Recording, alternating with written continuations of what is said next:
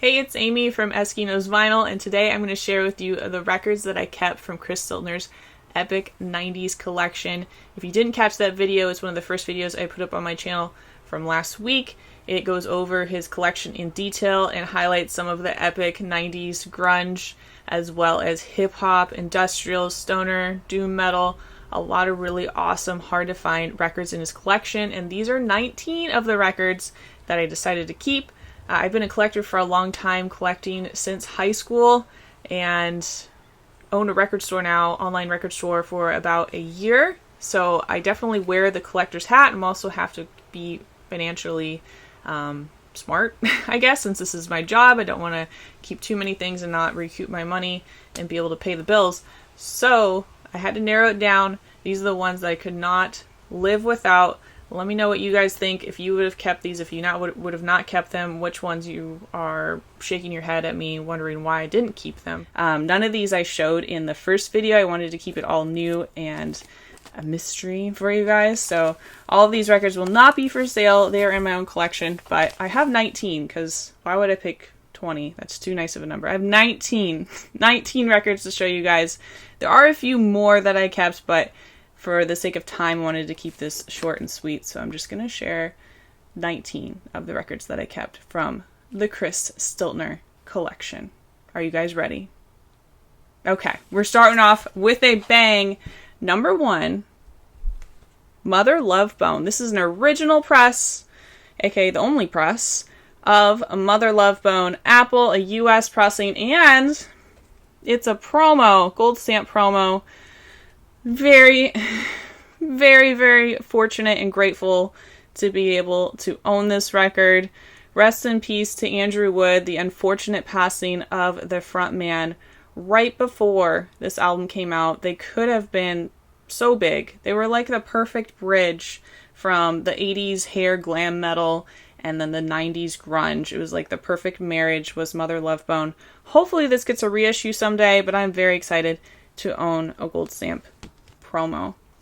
Next up, perfect segue right here. Perfect segue. This actually wasn't planned. Green River. If you guys know Mother Love Bone, Green River disbanded, and some of the members went on to form Mother Love Bone. This is on green wax. Green wax for Green River Rehab Doll. I can't remember when this exactly came out, but this is a 90s limited pressing. I have an original, but I don't have the green variant, so I'm going to be upgrading my copy. If you don't know Green River, you should. I feel like they're a grunge Seattle band that isn't talked about as much as they should be. Okay, the next record, we're shifting gears. It's still 90s, but different genre, hip-hop. My favorite hip-hop album of all time. I'm going to milk it a little bit longer. As I was unboxing records from Chris, as he would send me shipments of records from Denver, as I was unboxing the records, I kind of got an idea of his music taste. Obviously, I saw the flip-through videos and saw kind of everything he had as we were talking about and discussing pricing and all that kind of stuff, but I wasn't able to go through every single record. And so I was getting Wu-Tang, I was getting Wu-Tang solo artists like Raekwon and RZA and ODB, and I'm wondering, where is the Jizzle Liquid Swords? It's got to be in here somewhere. Based on everything that he has, all the other records that I've seen from his collection, it's missing. Like, it's got to be in there. And this is towards the end, and I know it's towards the end, and I asked him, Chris, do you have, Jizzle Liquid Swords? Like, that is one of my biggest ISOs, my biggest in search ofs, is an original pressing of Jizzle Liquid Swords. And he's like, yes, I do have one. And I'm like, yes, thank God. And it's in the shrink with the hype sticker, and it's signed. Signed, first pressing, Liquid Swords, original ticket stub from the concert that he went to in Denver, and he got it signed by Jizza. He actually met him several times. Actually met him and got to play chess with them, which is pretty mind-blowing, pretty cool to be able to say that you did that. So really excited to add that to my collection. Very excited. Next up, Soundgarden, Super Unknown, the album that pushed and propelled Soundgarden to just commercial epic stardomness, national recognition. And this one is on orange. Hold it here for you guys. orange wax, which I think is the coolest color variant of the three. Chris, of course, he had all three. He had the blue, clear, and orange one, and I kept the orange and then rehomed the other two. Really excited to add that one. I already had the album, but I didn't have an original pressing, so now I am fortunate enough to say that I do. No words for this. Signs by the band. Gold stamp promo, Louder Than Love, signed by the whole band, including Chris Cornell. His signature is right there in the middle. Now you might notice it looks different from his normal signature. Later on in his career, he kind of changed his signature to more of a form signature. This is really cool that it was signed in Seattle at Easy Street Records before he had that form signature. So really early on, like when this album came out. So I'm so excited to own that, and I'm going to be framing that and putting that up on the wall. Another one that has been in my search of, I have a reissue of this.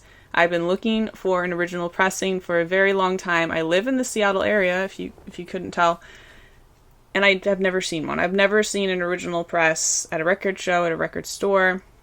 I look all the time. I buy collections all the time. Never seen one.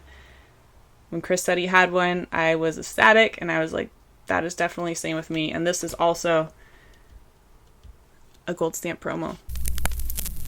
The next two have gotten a lot of requests from people wondering if I have any original presses of this band for sale. I sold one of them. It was not signed about a month ago, and these two I'm keeping for my collection, so I'm sorry to say that I don't. That is Alice in Chains. This is an original first press of Dirt, and it is signed by guitarist Jerry Cantrell, as well as the debut album, also signed by Jerry. Chris got to meet him, get them signed firsthand. I'm really excited to have these signed by him. I don't think he gets enough credit. Just the raw grittiness of his guitar riffs really make up who Alice in Chains is, as well as the harmonizing he does with Lane and the songwriting. So really, really excited to add both of these to my collection. So I don't know if you guys have noticed or not, but it's been a little Seattle heavy, and I apologize. I hope nobody complains about that. But the next record, it's Seattle related as well. As you can see, I'm a fan of Mad Season, so I could not let this leave my house. Mad Season tribute with the Seattle Symphony. They got together for a reunion of sorts with the surviving members, Mike McCready and Barrett, the drummer, and then I think it was Duff McKagan was on bass, and then Chris Cornell on vocals. Just beautiful, beautiful live album with the Seattle Symphony, so I had to keep that one as well. This next one, though, is not Seattle related. This one is Danger Mouse. This is an unofficial. It is a mashup by Danger Mouse of the Beatles' White Album, my favorite Beatles album, and Jay-Z, the Black Album, hence Gray. And I remember buying this on CD in high school when it came out at my local music store, and listening to, I think it's the first track, While My Guitar Gently Weeps, and What More Can I Say? And it is just mind-blowingly good. So, so good. And a lot of other people thought this was great, so much that the Gorillaz actually asked him to produce their second album, Demon Days, because they heard this and they could hear the talent that he has as a producer. And he's went on to produce a lot of other albums, albums for the Black Keys, albums for Red Hot Chili Peppers, Beck, Gnarls Barkley, and then also worked with MF Doom. He's the other half from Danger Doom. He's the Danger. And then MF Doom, really great album. Other half of Broken Bells, a side project of James, the lead singer of the Shins. So yeah, very talented, very, very talented. And this is kind of what propelled him or got him into the limelight, I guess you could say. So really excited to add that to the collection. And this one I have a copy of, but I don't have the MoFi version. So I'm going to listen to this and see if it really is that much better than just the reissue, and then probably end up keeping this one and selling my reissue. So upgrading a copy there. This is an album I've had a couple times, but for some reason I've never kept it. Keeping this one. Really awesome space rock on a very pretty, appropriate teal and white color variant. This album is not an expensive record per se, but an album I don't see very often by the Australian band The Church. Love, love this record.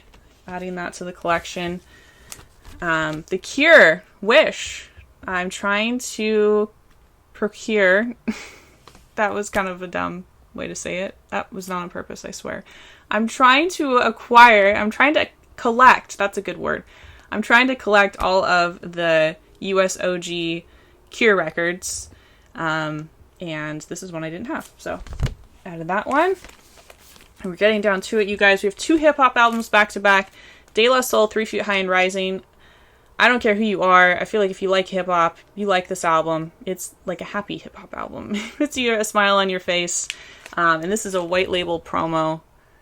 Very summery. It very much matches the vibe of the album cover. So I have the reissue. Now I can get rid of the reissue and I'll keep that one. Another one I have a couple reissues, a couple different variants of. Wu-Tang, Enter the 36 Chambers.